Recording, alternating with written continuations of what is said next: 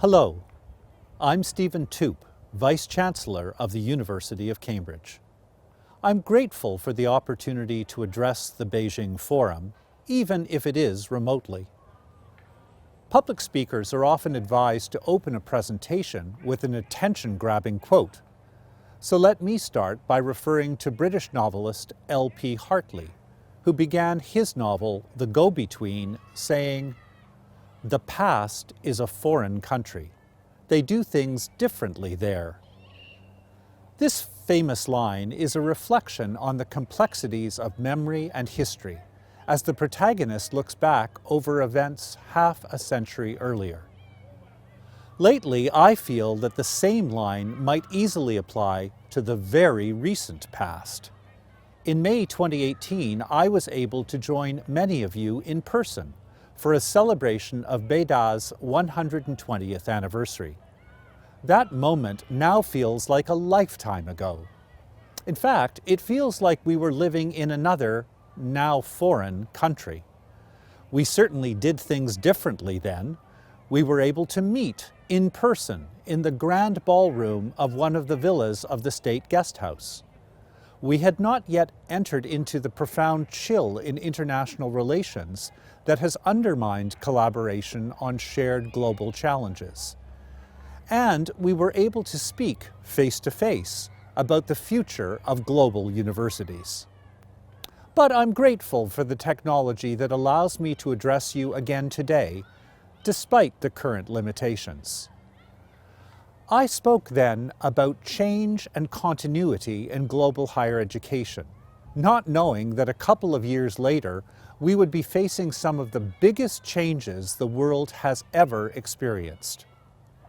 Changes to the way we work, changes to the way we socialize, changes to the way we communicate.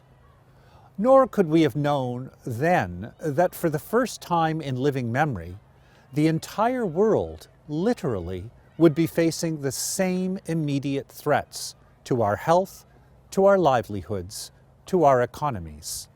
So much has changed, and so quickly, over the last few months. Yet, some fundamental things remain the same. In fact, the biggest challenges universities were confronted by pre-COVID are still with us. If anything, those challenges, those questions are more urgent than ever. How do universities help to effectively combat infectious disease? How do universities help to roll back climate change? How do we help to ensure global food security? How do we help make our cities safer, smarter, and more sustainable places to live in? How do we nurture a rich and diverse environment for the arts? How do we harness the power of new technologies for the benefit of our societies? And how do we harness the power of our new ideas for the benefit of our societies? To begin to answer these questions, we must be prepared to examine the role of universities. I believe that it is a fundamental purpose of universities to serve and challenge our societies, locally, nationally, and globally. The University of Cambridge's mission is to contribute to society through the pursuit of education, learning, and research at the highest international levels of excellence. Universities contribute to their societies in a number of ways. To begin with, we serve our local communities. For example, by creating local jobs or contributing to local infrastructure. Then we serve our societies at the national level too. And whether it's in China or in the UK, a lot is expected of us. We provide education, of course, and the people we educate are likely to become leaders of government, of civil society, of academia, and of industry.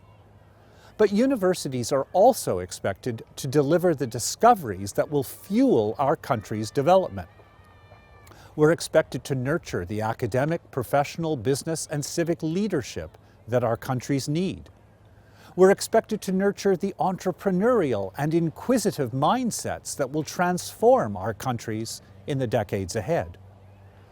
Contributing to society at the national level can also mean engaging with national conversations that have repercussions outside our own labs and lecture rooms.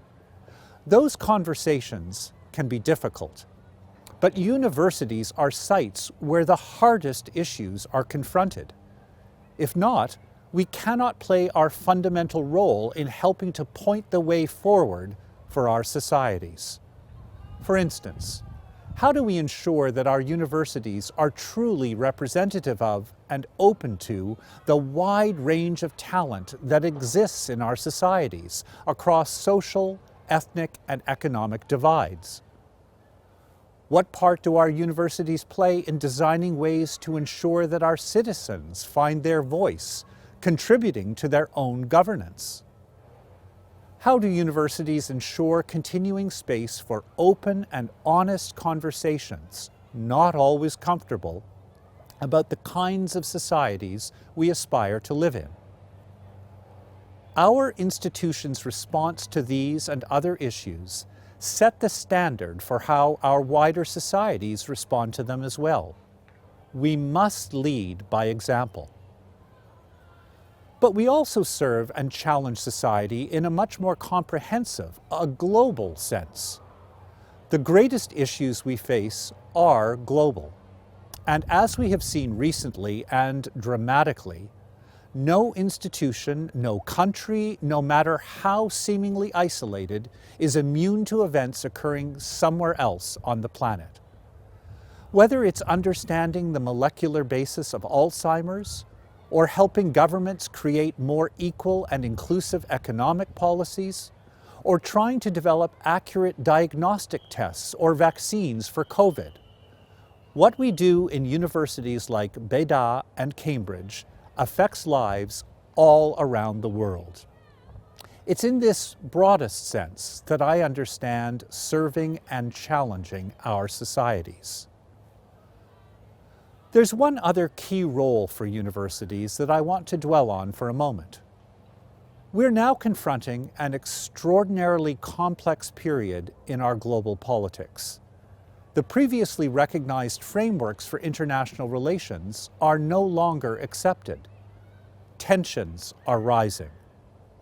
In place of the world of bipolar alignments that most of us grew up with, we see the emergence of a world in which overlapping sets of interests require the building of coalitions on an issue-by-issue basis. In a world like that, collaboration between states and governments is more difficult to achieve and harder to sustain. Political trade-offs become messier and less stable. In a world like that, what we often refer to as track two diplomacy, the informal and unofficial contacts between citizens, organizations, and other non-state actors becomes more important than ever. And this is something that universities are exceptionally well placed to do. In the years ahead, we're likely to see a global escalation of tension in issues ranging from trade to security. And when geopolitics puts international cooperation under strain, it's crucial that academic institutions find ways to continue to work together where values and aspirations can be aligned. Because the global challenges are still there, and they will continue to affect us all. In tackling some of the big issues from COVID to the climate crisis, we need the diversity of backgrounds, of views, and of expertise that can only come from equitable, open partnerships. This, after all, is how knowledge is produced these days. The lone researcher, even the lone institution, is no longer a viable model for the delivery of world-leading contributions. Consider this. In 1905, Albert Einstein published 4 papers that revolutionized scientists' understanding of space, time, mass, and energy. He was the sole author. In 2015, the famous paper that confirmed the size and properties of the Higgs boson listed over 5,000 contributing authors from institutions all around the world. Today, Nobel Prizes in scientific research are no longer awarded to individuals, but rightly to teams. The creation of knowledge is a collaborative enterprise. And if Cambridge has been able to contribute to global society, it's because it's been able to collaborate freely with its partners around the world. One particularly fruitful collaboration is taking place in Nanjing. At the Cambridge Nanjing Center of Technology and Innovation, in which we work in partnership with PKU, among others, we're establishing a hub for collaborative innovation. The academic collaborations nurtured through the center will enable the development of smart cities in which technology enables sustainable lifestyles, improves healthcare, limits pollution, and makes more efficient use of energy. The past 8 months have shown why universities like Cambridge and Beida are more necessary than ever. Since March, Cambridge has undertaken over 200 different research projects on coronavirus transmission, on diagnostic tests, on vaccine development, on social behavior, on our health services capacity, on public health responses to the pandemic, on the global educational impacts of COVID, and on post-COVID recovery. An entire university department has pivoted its research focus to better address the immediate and long-term impact of COVID. This important work has underlined a stark truth, not just for Cambridge, but for all research-intensive organizations tackling a global challenge. We cannot do it alone. "No man is an island," wrote John Donne, one of Cambridge's most famous poets. What is true about people is also true about global universities. There's nothing like a global pandemic to reveal just how intricately and profoundly connected we are, even in this politically fraught world. COVID is an inescapable reality, whether we're in Cambridge or in Beijing. No matter how good it is, no matter how well established, an individual research and teaching organization cannot respond on its own. In a world of diminishing resources, and with challenges of all sorts increasing in complexity and scale, collaboration is imperative. It may become harder with rising political tensions, but we must find ways forward that recognize sometimes significant differences, but that seek out ways to partner on great global problems. Finding solutions to the world's shared challenges will depend on our institution's ability to harness the power of our partnerships. These partnerships help us reiterate our mission to serve and challenge our societies. If there's been a helpful outcome amid the tragedy and the sadness of the pandemic, it's that we have learned that we can be closer than we once thought, even at a distance. We've discovered and are making the most of creative ways of bringing together the intellectual and human resources of our institutions. The theme of this year's Beijing Forum is the harmony of civilizations and prosperity for all. One definition of harmony tells us that it's the state of being in agreement or concord. One older definition of harmony refers to agreement among the various parts of the body. And of course, there's a musical definition of harmony, the combination of simultaneously sounded musical notes to produce a pleasing effect. Whether in the body, in music, or indeed among countries, harmony is never easy to achieve. But it should always be our aspiration, even as we recognize the differences among us. Sometimes, in the most challenging music, the notes jar, but a form of harmony, even in dissonance, can be produced. In a world of growing disharmony, universities must keep alive dialogue, learning, and sharing amongst individuals and amongst peoples.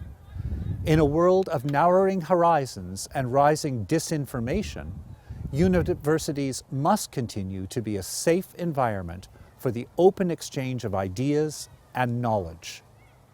This is what universities around the world have done for centuries, even in periods of equal and greater political disharmony. I hope we can find a way to do this for centuries to come. Thank you all for listening. Good luck with the remainder of the forum.